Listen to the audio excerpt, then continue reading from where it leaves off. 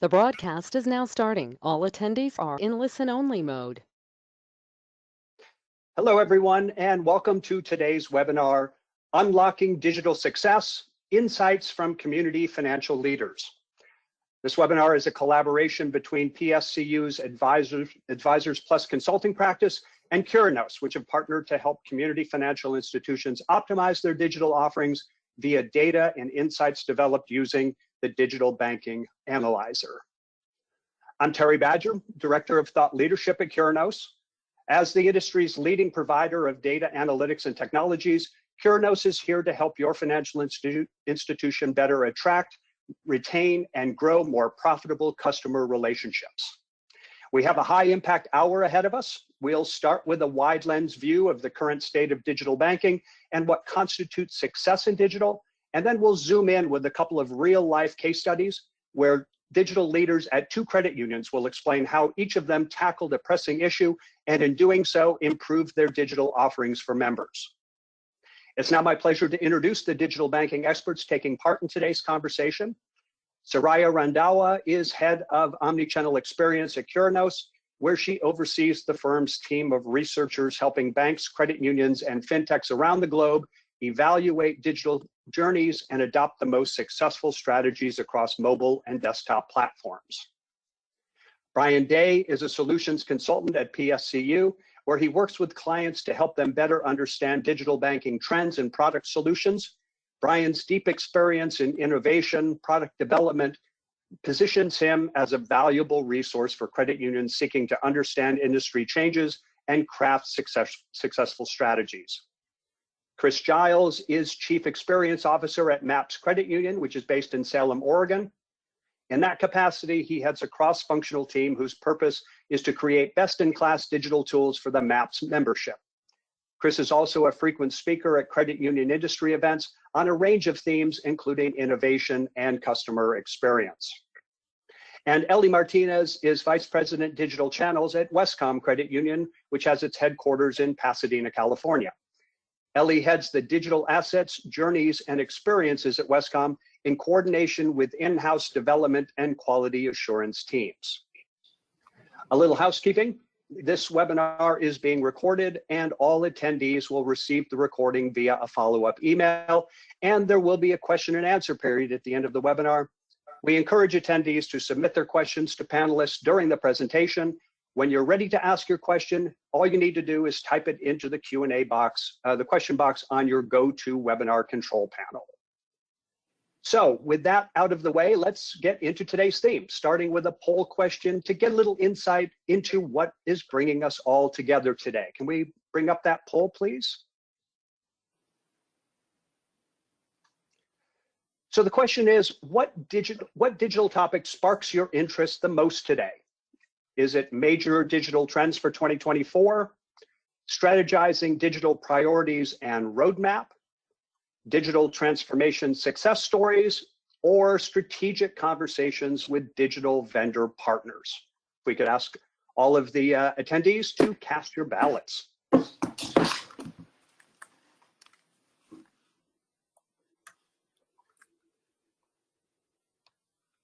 Okay, we'll keep it open for a few more seconds here so everybody can register their choice.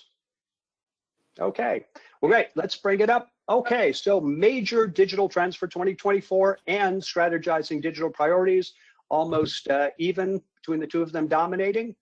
That's good. All right, so Soraya, if we could take down that slide, please. And Soraya, obviously the digital banking space is fast-paced and has a lot of moving parts, right? And a lot happened in digital banking in 2023. So let me start by asking you to briefly recap last year's key milestones and achievements in digital, and then also give us a glimpse at a high level of some of the advances that you expect to see in 2024. So Terry, I cannot do a discussion today without the number one topic, which would be everyone's minds around generative AI. So whilst we haven't seen anything, well, not major announcements as we expect, right? We do expect to see a lot more applications in this coming year. But the applications from the back end to fraud reduction to even UX design abound, right? And the most obvious sort of application that we see is in bots, in chatbots, and customer interfaces as well. Even as late into our past webinar in December, we heard fintechs such as Dave, Bunk, and 10 announcing their Gen AI bots in place. So we and also a number of banks announcing partnerships to enable Gen AI. So this is a space to watch. The other thing which I think we will I think cover today is a number of brands across all institutions of different sizes. They are readying their interfaces for action and personalization. So we've seen a lot of home screen and account page redesigns. We've seen more containers where you can start putting different messages for customers, or even enabling gamification to a certain degree. So this is not limited, and today is a great example. It's not limited to national banks. It's not the largest FIs that are doing this. I think everyone is experimenting and trying something new, which is fantastic. The other part, which I think is also fundamental, as many brands are sort of trying to pull in deposits, is the rise of third-party APIs. So there are a number of applications, from account aggregation to sort of digital account opening to funding. So it's really helping customers and members and all users, right, to not have to punch in an account number or a routing number. And I think that's one of the biggest trends. Now, what I expect to see more of this year, I expect to see some of the big names roll out some sort of Gen AI bot in place. I think there's a race that's happening at the moment. So we should get some of that for more recognizable names. I also think that account opening and onboarding remain a really hot topic. It's again about streamlining the application, and then to a certain degree on the other side is also dealing with fraud, dealing with identification issues here. So you're going to streamline one part, and you're going to add a little bit more friction and use more device-based authentication on the other side. And then linked again, security, authentication. So, and I'll add that to payments, right? So fraud continues to rise. I know our participants today are very aware of this, and we will need more security. So both users and FIs will need a lot more security on both sides, right? And we will see more multi-factor authentication, and we will see that authentication to need to go beyond OTAX. So I think for me, that those are sort of the areas that we will see a lot more development in. I'd like to add to there. Soraya talked about the home screen redesigns, and what I see out there is historically digital banking has been showing you an account and a balance, and what digital banking needs to become is an interface to help consumers do more with less. So we see macro statistics, or more and more consumers are living paycheck to paycheck. So instead of displaying information that's right now, so what is my balance, is being able to do what Soraya talked about, is use personalization, use machine learning, use the technology that's available to start to look at what's happening with that individual consumer and provide them consultation guidance to help improve their financial position. So that's a big thing. And then also, Soraya touched on this as well, is really digital driving immediacy. So whether that's account opening or card replacement, is how do you use technology to be able to serve the needs of that consumer immediately, so they don't have to wait for a card in the mail, or they don't have to wait for something to happen, is we can use technology as the tool or the medium to deliver that to them immediately. Okay, so Brian, I want to go back and kind of ask you that same overview question for community banks and credit unions, which by and large don't have the same depth of resources that the big banks have. So generally speaking, what is the digital capability for smaller banks and credit unions, and what distinguishes the leaders in that area from the rest of the pack? Yeah, so I think what we see when we take, and this is painting with an extremely broad brush, but when we look out from a market perspective, you see community financial institutions, so banks and credit unions, I would say checking the boxes of core functionality and delivering that core functionality to their end users. And they're doing that by and large fairly well. When we started to talk about some of the things that Soraya mentioned on the front end of the conversation today, that's where we start to see a little bit of a gap emerge. We're starting to see some of the technology, personalization, PFM 2.0, some of those things come in at the larger financial institution side of things, or the fintech side of things, where we're not seeing that at the community level. So I think those are things to be aware of. And back to your question, Terry, of yes, community financial institutions don't possess the same resources, but I think it really boils down to three things. And one is really focus and prioritization. Is how do you choose what's going to cause the biggest bang for your buck, the best ROI, make the biggest impact on customers and members. So prioritization is really critical.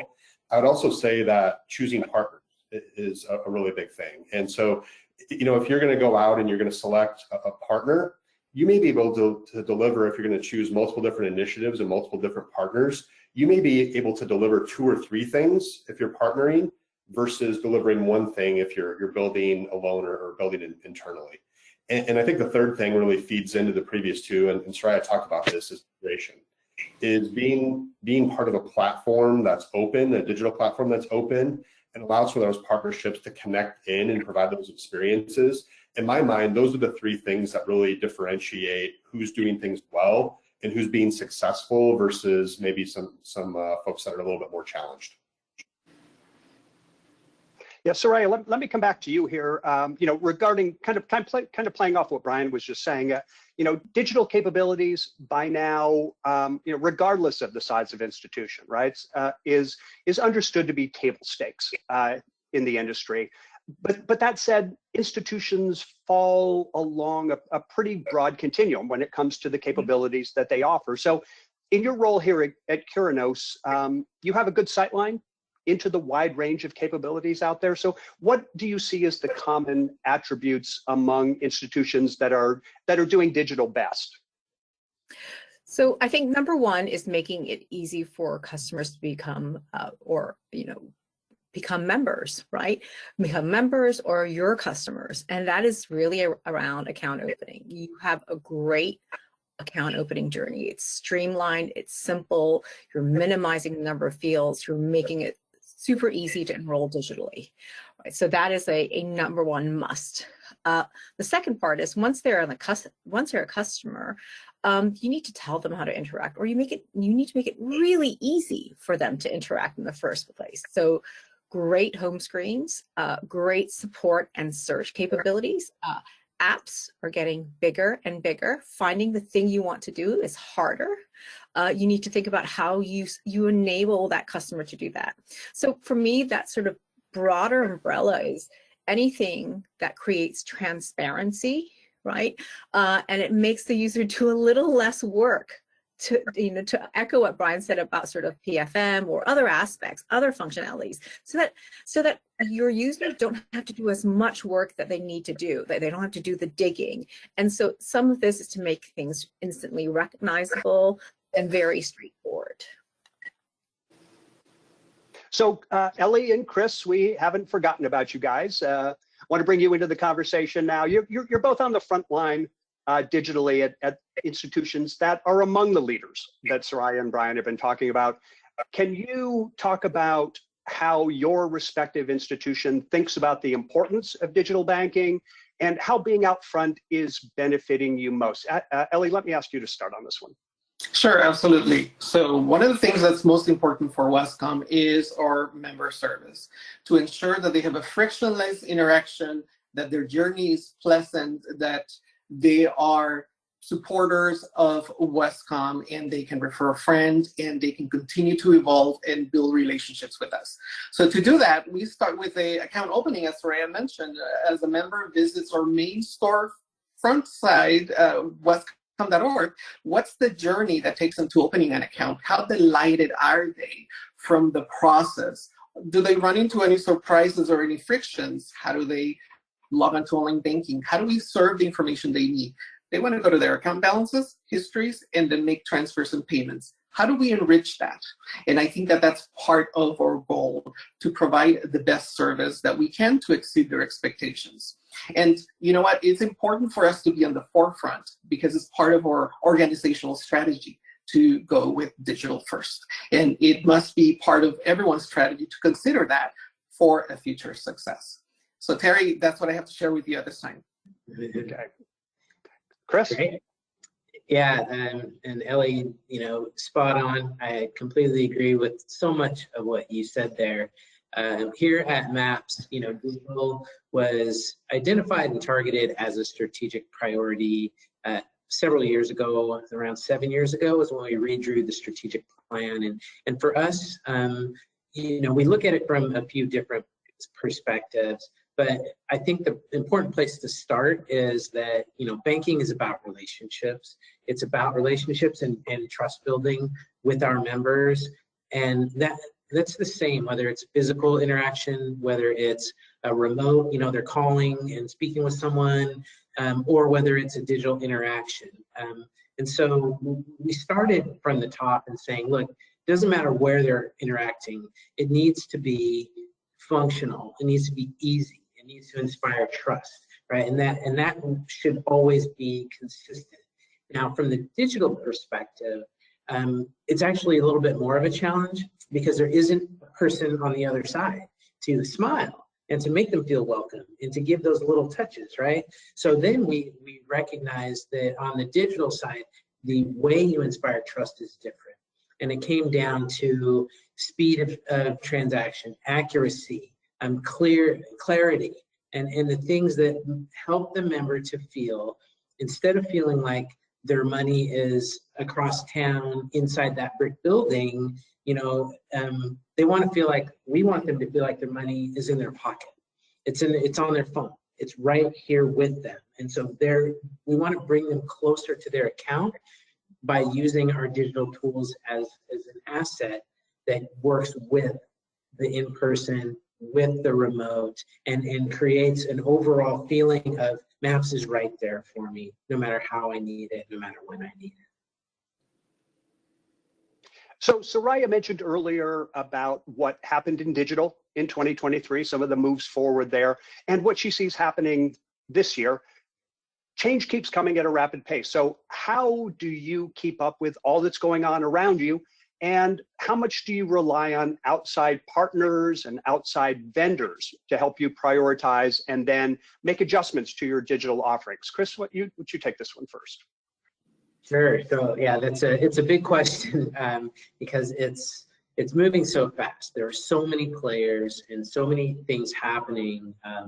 The phrase we like to use around our teams is we can do anything, but we can't do everything.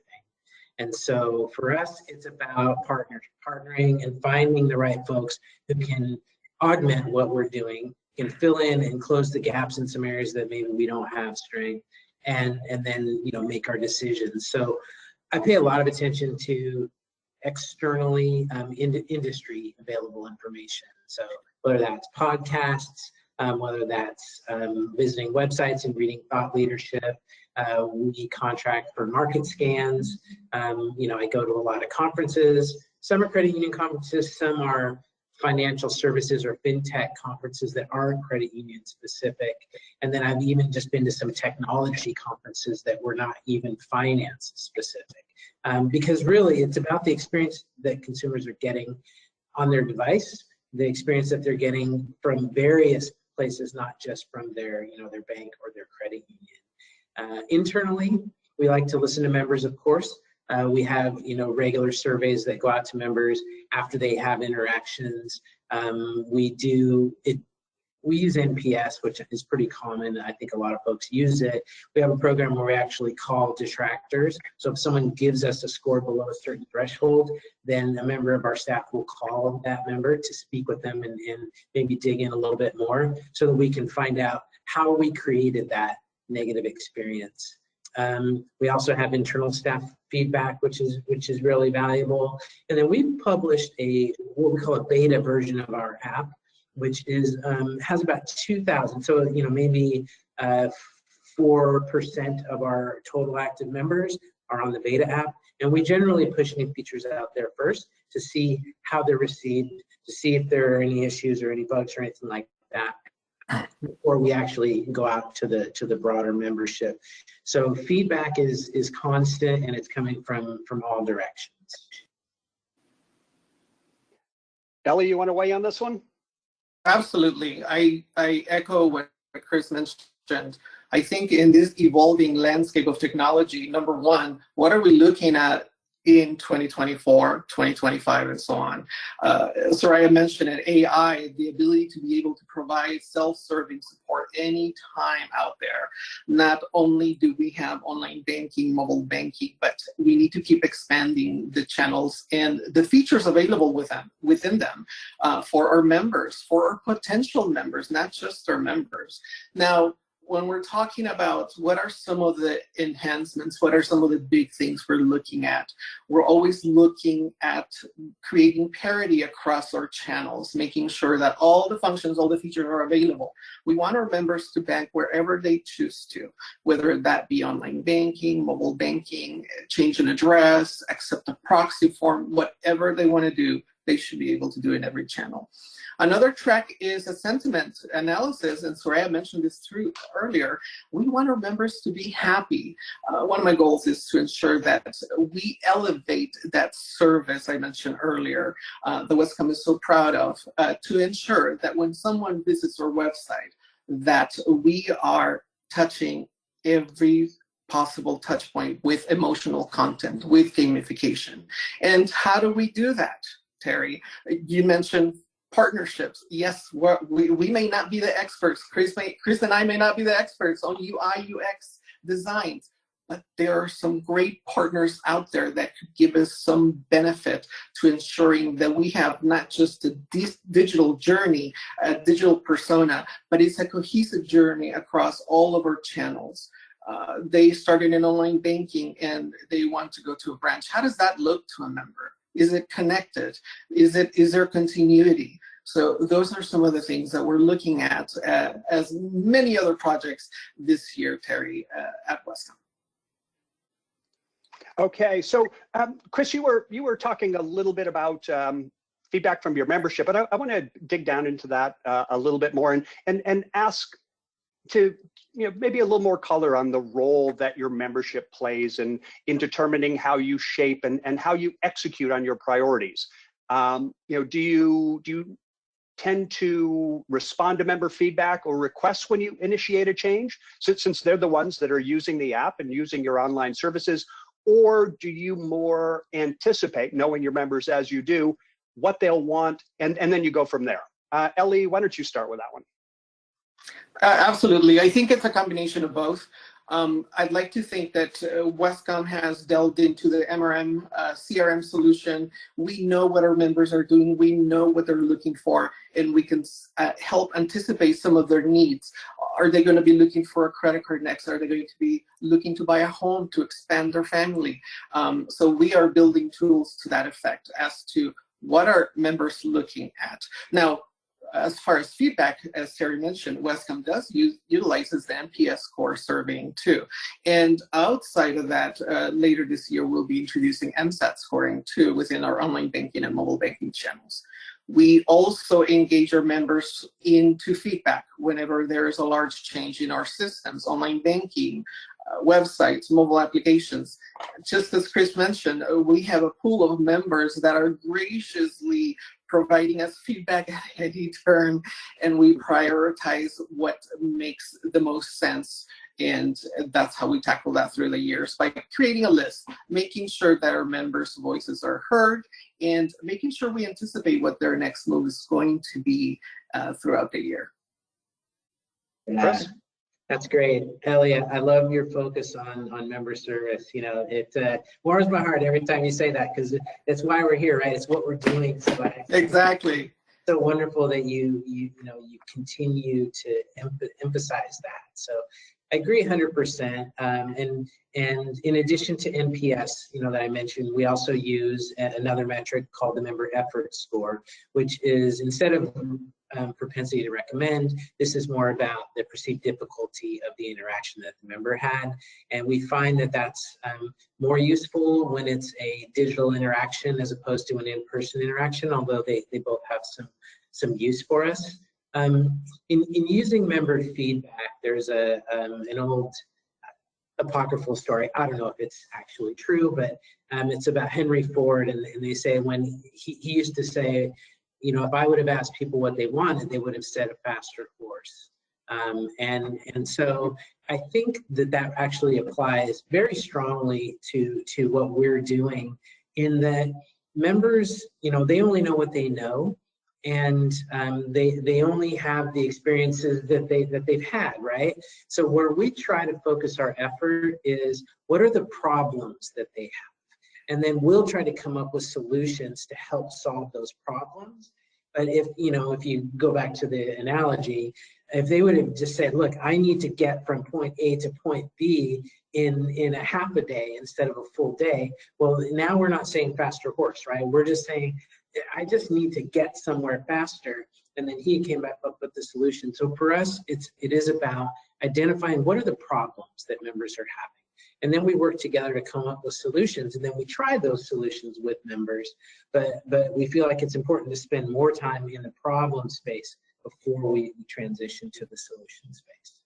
And Chris, I'd like to add to that. You know, one of the challenges, and this may resonate with all of our audience too, how do you prioritize? How do you get all that stuff done, right? How do you please 100% of your membership? Can you please 100% of your membership? And you know that's a tricky situation, and we try our very best to please the majority of them, the biggest friction items, and try to balance that with enhancements. We don't just want to fix issues. We want to bring our credit unions or organizations into the future, right, Chris? I mean, I'm sure all of our audience is wondering about that too. How do you prioritize? What kind of budgets do you have? Yeah, for sure. And I don't think this is our next poll question, but I do want to answer your question, Ellie. The answer is no, you cannot please 100%. I know that. Thank you, Chris. You've tried, huh? Yeah, we've all tried. Yeah, but yes, Chris, a nice reference and segue to our second poll question as we move into the case study part of our webinar. We'll have one case study from Chris, and we'll have another one from Ellie, where they'll set up the digital banking issue that they faced, and they'll walk us through how they addressed that issue, and then how successful they were, and how they measured that success as well. But let's, before we do that, bring up that second poll, please. So what is the primary challenge with enhancing digital capabilities for your institution? Is it limited budget and resources, or regulatory constraints? Might it be staff training and skill gaps, or differing vendor/partner priorities? Let's take a few moments here and let the attendees mull this one over and then cast their ballots.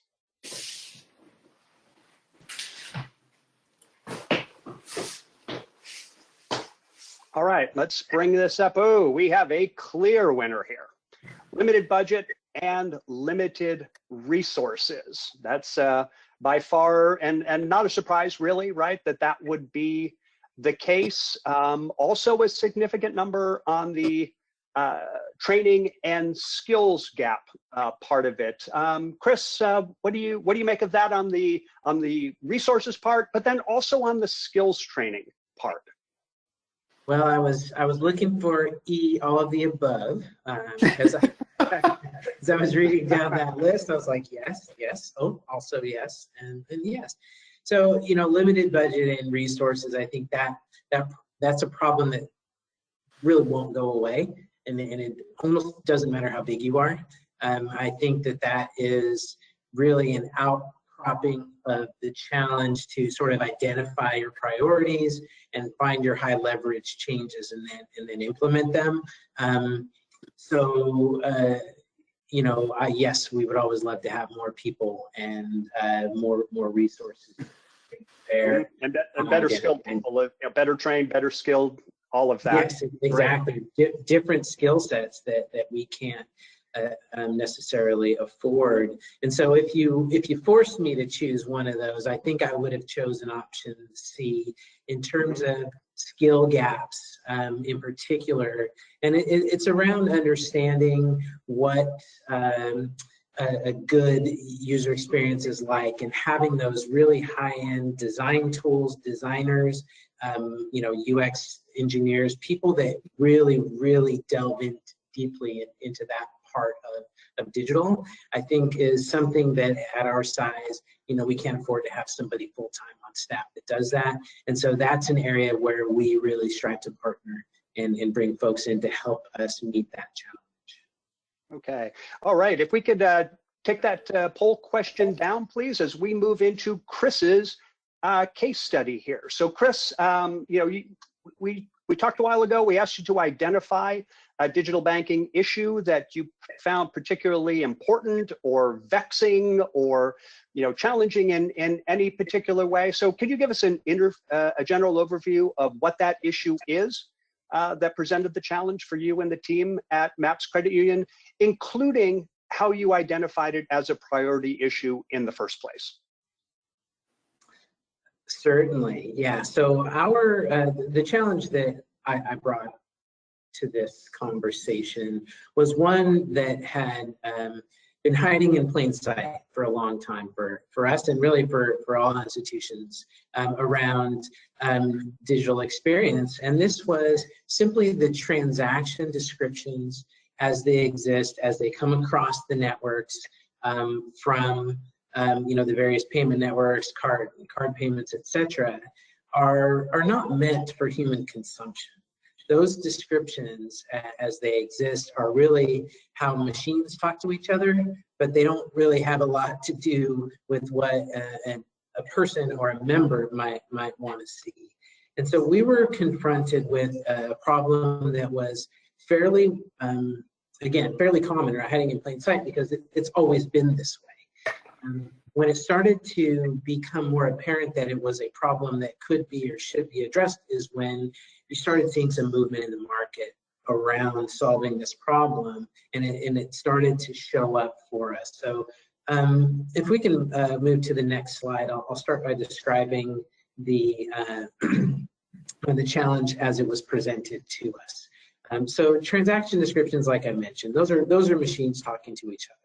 And yet everyone's online banking experience was essentially just taking those transactions right as they came through and putting them in a big grid with the amount of the transaction and then all of that transaction information.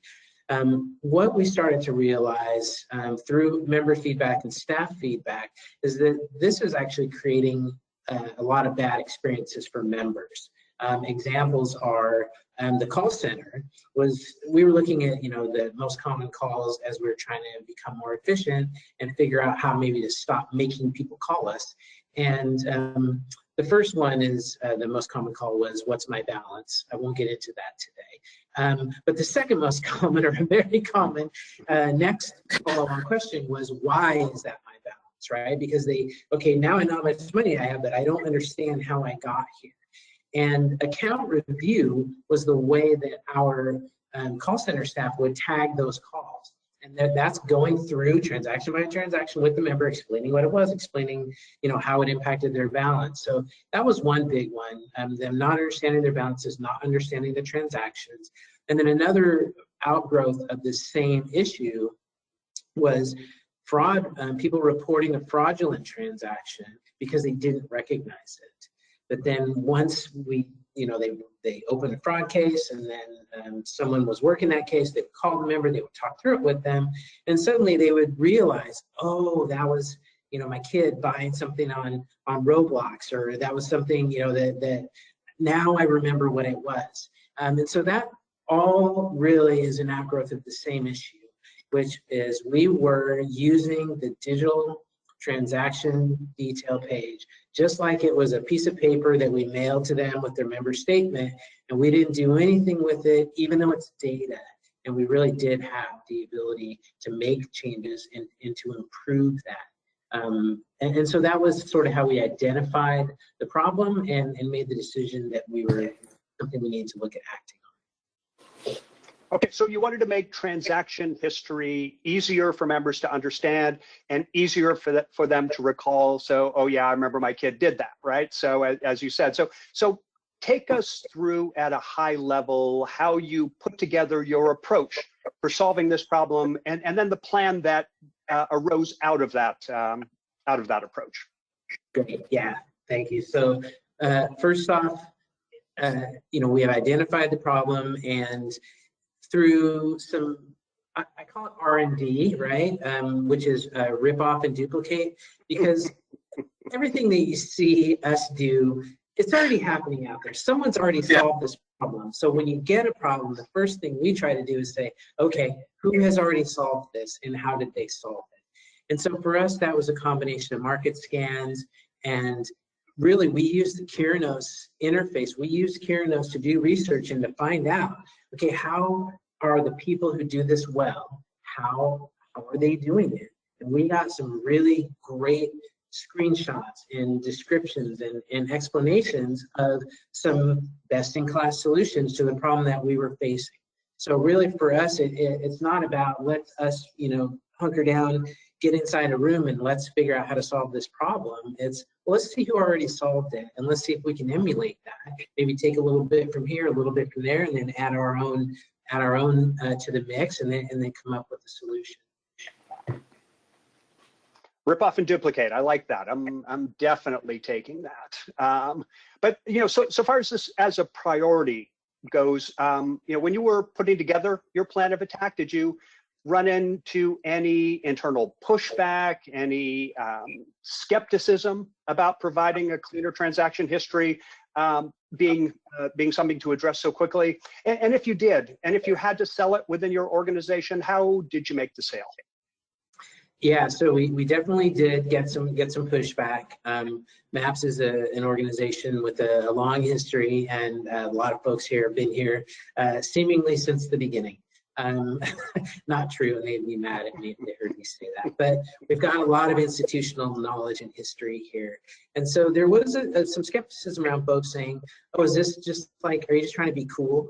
Do you just see something that's cool out there in the market, and so you want to be cool too? And that's understandable pushback, but really it's about functionality and member experience. And it does happen to look a lot better, but that isn't the whole reason to do it. So we had some pushback on that. We also had some pushback on just the expense and the amount of time that it was going to take to solve this problem. And is that really someplace that we should go? And so we were able to, and this is going to sound funny because I just said it isn't about being cool, but showing internal resources, showing internal leadership what other people's experience looked like, and putting it right next to ours was an extremely powerful argument for why we need to change it. You can talk about it all day long, but once you put it in front of people and say, this is what we're showing our members, this is what other people are showing their members or customers, it's really powerful. So we used that, and then we pulled together statistics from the call center about the number of account reviews that they were doing with members. We talked about the cost of that. And we did some other comparisons in terms of member surveys and just feedback from people complaining about our experience. And all of those things really helped drive to the point where, from the CEO, from other senior leaders, they were like, when are you going to have this done? We can't wait for this thing to happen. And the last little piece I'll add to that, this is a part of a larger strategy that we're still will always be in process on, I feel like. And that's around the PFM, the idea of PFM interfaces being the place where members can, manage their finances. They can categorize things, they can see their spending. The idea that we make them go to a different screen to do that has always felt off to me. And the fact is, we're already showing them their transaction. So why should we make them go somewhere else to do something with them?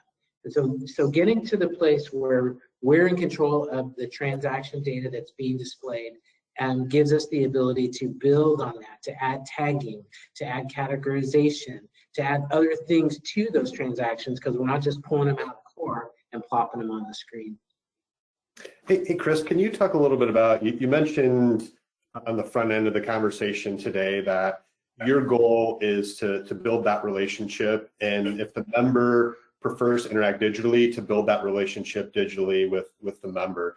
Can you talk about, and I think you kind of started to touch on it there, but can you talk about how this sets you up to build the relationship today digitally better, but also long-term positions you for success to grow that relationship digitally with the member?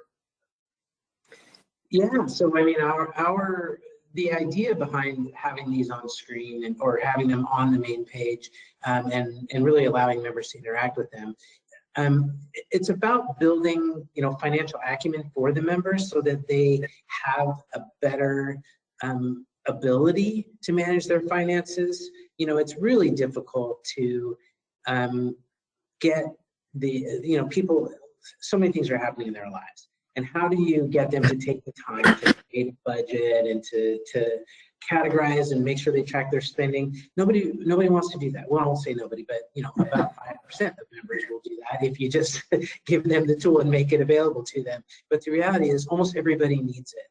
And so for us to move into a position where we've got a partner who is doing a lot of the heavy lifting in terms of what the design and interface should look like.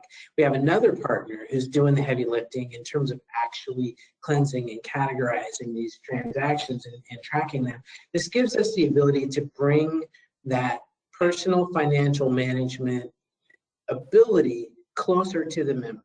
Instead of asking them to go somewhere else to do it, we can have it just be a part of their interaction with us. And again, I think that goes right back to your account isn't across town. Your account is right here in your hand, and you can do anything that you need to do this way. I would tell my teams, what's the easiest way for a member to do something? It isn't digital. The easiest way for the member to do something is the way they already know. And so how do we build that skill, build that ability for them to know how to do things in the way that's going to actually save them time? It's a process. It's a long process. So Chris, we saw what transition history looked like for your members before you took on this upgrade project. So now give us a look at the after and share with us what kind of feedback you're getting from the membership about the change. Yeah, so after working with our vendor partner on the data side, which I mentioned, MX Data, and using Curinos to help get the UX piece understood. If you can bring up the next slide, I'll show you the redesign that we launched to our members, first in beta, and then of course to the general membership. So we made several improvements, and I'll just kind of go through them one by one. The first and most obvious is we used our MX Data to create a clean, human-readable description. So instead of those big, machine-ready lines of text, our data now says what it is. And it's much easier for members to read. It's much more recognizable. And we actually saw this word come up a couple times in member surveys. When they were complimenting us, they said it's more relaxing when they logged in, which was not something we were necessarily shooting for, but it resonated with me when they said that. It's like popping onto the screen and understanding what's in front of you is actually a more relaxing experience. So we had the clean descriptions. We also added a subline, which is something that we, through our R&D efforts, have noticed a lot of folks were doing, is putting the running balance underneath the transaction. So with each transaction, it shows you, okay, so after this happened, this was your balance next. And it really helped members, and they loved that, and it significantly impacted the account reviews that we were getting. Then we added a modal, so if a member wanted to see additional information about a transaction, they are able to click on that, and that will bring up a logo. If it's a location that we have access to, we'll actually have a map available as well, so they can see where the transaction took place. We continued to store the core transaction data, and so it is available here at the number 4. If there was something that got stripped out when we made it human readable that the member actually might have needed, like a phone number or something like that, that information is still available. And then we added a member editable field to the transaction as well. So they could put their own information in there to help them remember what it was, or to flag it up to look at later, or anything like that. So we really overall brought this to, a simpler, easier, more relaxing experience for them to look at, but we gave them the ability to do something as well to help themselves into the future. And then now it's not even on the screen here, but we're running through beta an actual categorization tag that we're adding to this data. So the feedback was tremendous. We had some folks that were skeptical about it, but as soon as it was launched, within a week or two, there were no naysayers anymore. It's a clear a home run for us. The marketing team loved it because they could use these screenshots and all the materials where they're promoting our app or promoting other things, and it was just a big success that we got to shortcut a lot of difficult work by using partners to achieve it. Bravo, Chris. Excellent work. Thank you, Ellie. Yeah, so we have about 14 minutes left, and I want to make sure Ellie has enough time to present his case as well. So if we could start that out with the final poll question that we have today to set up Ellie's, and that is, what is your preferred strategy for prioritizing digital changes? Member feedback driven approach, anticipating member needs and preferences, regular industry benchmarking and analysis, or collaborative innovation with fintech partners? We could leave this up for just a little while longer, maybe another 5-8 seconds or so people can register their votes. And we have, again, this is a nice spread of preferred strategies here, but anticipating member needs and preferences seems to be the one that is most on people's minds here. Ellie, let me segue into your piece with maybe asking you about that, about the importance of anticipating members' needs and their preferences. Absolutely. I think the use case will speak a little to that, Terry, where we need to be able to learn from members' patterns and anticipate what they're going to do at a certain time and place and time. So, for example, every year during tax season, we know what happens when we need to get the proxy votes. We know what needs to happen. How do we anticipate not just the needs of the members, but also their journey as they traverse through that?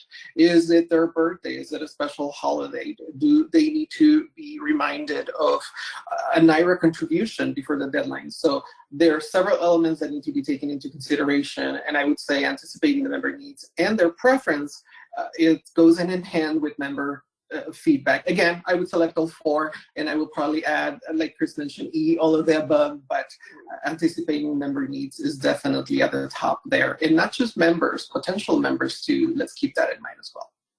Okay, so if we could take that slide down, please. Ellie, we're going to follow a similar format to the one with Chris. So start us out, if you could, with a general overview of the digital banking issue that challenged you and the team at Westcom, and include in your discussion why you saw it as a priority issue. Absolutely. So Westcom Credit Union has been building mobile banking applications for over 14 years. It doesn't matter how many features we have packed in our delivery channels, how easy is it for members to find that information when they need it? Or will they just pick up the phone and call because it's not immediately available to them? One of the items that we found, again, just as Chris did, by doing some research and finding out the top volume of calls during seasonality, was, as an example, where are my tax forms? Where are my statements, especially for new members? And we found that we needed to, redesign our mobile application, but as part of that redesign, bring in the expertise from others, Curinos or UI UX experts, to help us determine how do we how do we resolve this issue where members are unable to see easily what they're looking for, and how do we improve that navigation to those elements? So that was our first approach. And time after time, the call volumes from our phone center, emails about questions on features that are available were all there. It just wasn't being represented correctly to our membership in a form that was easy for them to find and continue on. So, Okay.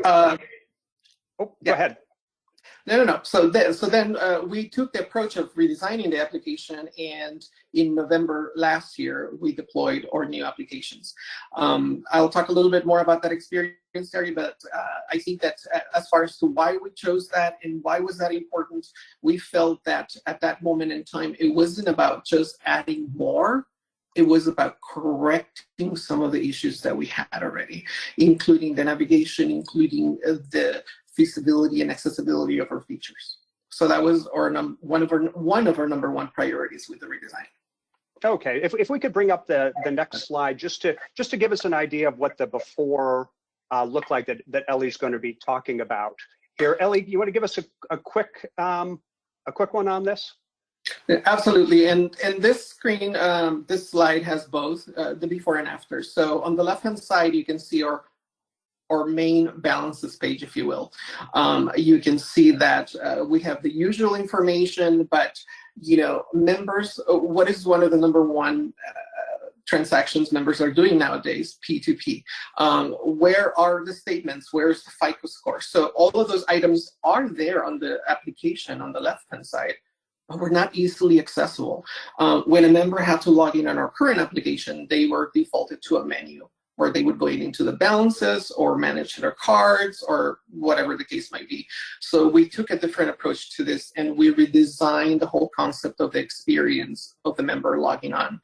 We know they want to get right to their balances. And once they see their balances, they probably are going to make a transaction or look for some information, history, statements, tax forms. And we decided to take the approach of, on the right-hand side, make those quick action cards above the balances more prevalent to the member. Hey, tap here if you want to send money to someone, or to view your statements, to view your routing and account number, to set up direct deposit, and so on. Our intention here is to eventually make this customizable for whatever the member is looking at, and make that anticipation for them, and make those action items available readily on the screen, Terry. So within navigation, we also took a stab at modifying or adjusting our bottom navigation on the screen, make it more consistent, if you will. Why would we let our brand new members to our credit unions learn a brand new mobile banking navigation when most of the rest of the organizations out there have a very standard process? What's the benefit of having our new members relearn navigation? So we took a page out of Curinos benchmarking reports and went to work with our UI experts to define and design something that is for Westcom. So Ellie, in a project of this scope, there's bound to be times when you ran into unexpected obstacles, or things didn't come together as quickly or as easily as you expected them to. So tell us a little bit about some of the surprises that you encountered along the way, and how did you handle them, and what did you learn from them? Oh, absolutely.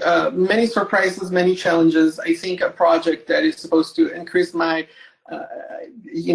help me here, but a project that's supposed to take a year, sometimes it takes 2 years to do, because your first iteration is not good enough. And why would you introduce something to your members, if it's not good enough for you? It's not going to be good enough for your members. So there was a little bit of back and forth with all of our business partners to ensure that we arrived at something that was meant for our members, not for us, not for our executives, for our members. As far as bringing that to the table, making sure the organization came along with experience, Westcom has what we call digital channels champions, which is a representative from every department, every unit. They were part of the process learning about what's being changed. Executive team, president, staff, they were all aware of all the changes that we were making. It was no surprise at the end. And when we made the transition, Terry, in November, our vice president from our phone center said, you know what, we completely forgot you were doing a brand new mobile app launch because we didn't get that many calls. Sure, there were some calls after about some minor things, but I think that that speaks to the volumes of the work and why you have to be patient. You can't just say, I want it done now and deploy it if you're comfortable that your members are not going to like that. So friction, delays, rework, we had it all, Terry. And again, we are not privy to unlimited resources and funding, but we were smart about it. The organization was 100% behind us to ensure that we delivered a successful application. So Ellie, we already saw the cleaner look and labeling for navigation on mobile, but you also simplified the navigation for tablet users as well. So how did that work differ, and what are you hearing from the Westcom members about the changes, both for the mobile and for the tablet? Okay, so first let me touch on iPad. So as you can see here, pretty much our iPad was just a representation of the same iPhone UI. There was no optimization to the real estate that we have available. So we had the very similar problem. So we went to work on that. We did find out the number of members and the percentage of members that use iPads. And we actually took a different approach to this. And if we go to the next slide, please, you will see that we actually gave our members with iPads two of the screens or the sections that they want in access the most. Their account balances on the left and their history, which defaults to their first checking account on the right. So the member, we've saved them a click, and I think from personal experience, I know that some of family team members are now using the iPad more than the iPhone. So what kind of feedback did we get from that? Overwhelmingly positive feedback, Terry, from our executive team, from our board members, from our members. Now back to Chris's comment. There are sometimes some team members and members that do not like change, and that's okay. And that is totally okay. We will hear about them too. And, you know, we try to ensure that we build the application for our members, for our team members, for our communities, for our potential members. But there are some times that, yes, we do have some that do not like change. So there you have it, Terry. Yeah, no surprise there, I'm sure. So we are approaching the top of the hour. Unfortunately, we are not going to have time for a Q&A session today, but those of you who did ask questions, we will answer your questions offline as well. But before we, let me wrap things up with a reminder to attendees that each of you will receive a recording of the webinar via follow-up email, and we encourage you to share it with your colleagues and anybody else who might benefit from the insights and perspectives that our panelists shared with us today. That email will include a couple of links as well. One is to the February edition to This Month and Digital newsletter from Advisors Plus that uses market insights from the Digital Banking Analyzer to provide relevant and timely digital updates. The other link will be to the annual Digital Boardroom Report for 2023. Both of those resources are also available now via the QR codes that are up on your screen. So this concludes today's webinar. On behalf of both PSCU and Advisors Plus and Curinos, I want to thank all of you for joining us today. I also want to thank our panelists, Ellie and Chris, Soraya, and Brian. So again, appreciate you being with us and enjoy the rest of your day. Thank you. Thank you. Bye.